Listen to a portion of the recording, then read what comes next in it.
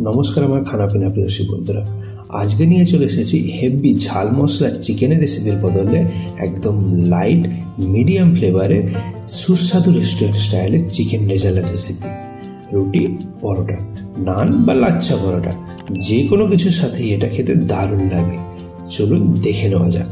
আজকের রেসিপির সাথে থাকছে প্রচুর ট্রিক্স অ্যান্ড টিপস, তাই ভিডিওটি শেষ পর্যন্ত দেখার অনুরোধ রইল। রেজালার মেন মশলার জন্য আমি 4টে মিডিয়াম মাপের পেঁয়াজ 6 থেকে 7 ভাগ করে নেব। সাদা পেঁয়াজ হলে রেসিপির অরিজিনাল টেস্টটা পাওয়া যায়, কারণ রেজালাটা হালকা মিষ্টি ঝাঁঝের ভালো লাগে। তাই লাল পেঁয়াজটাকে আগে থেকে গরম করা জলে 10 থেকে 15 মিনিট ভিজিয়ে রাখবো। 4 চামচ দই নিয়ে খুব ভালো করে ফাটিয়ে নেব। এবার ম্যারিনেটের জন্য 1 চা চামচ লবণ ও ফাটিয়ে রাখা দইটা দিয়ে দেবো।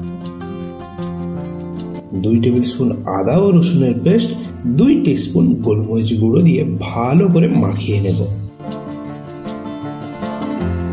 ম্যারিনেটের জন্য 30 মিনিট রেখে দেব। এতে দই মাখানো মাংস নরম আর জুসি হয়। 10 মিনিট পর পেঁয়াজ ভালো করে পেস্ট করে নেব। দিয়ে দেব 1 টেবিল স্পুন সাদা তেল।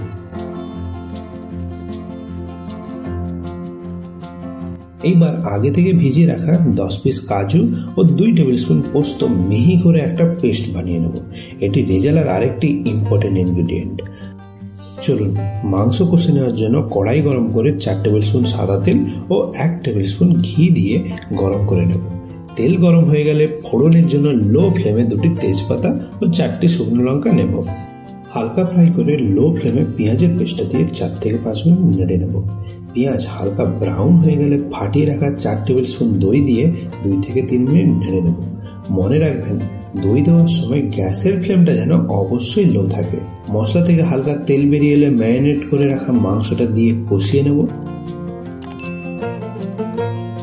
একটু নেড়ে চেড়ে 10 মিনিট ঢাকা দিয়ে কষিয়ে নেব। 1 টিস্পুন গোলমরিচ, 1টি জয়িত্রী, 5টা এলাচ, 1 চামচ গোটা ধনে নিয়ে ড্রাই পেস্ট করে নেব।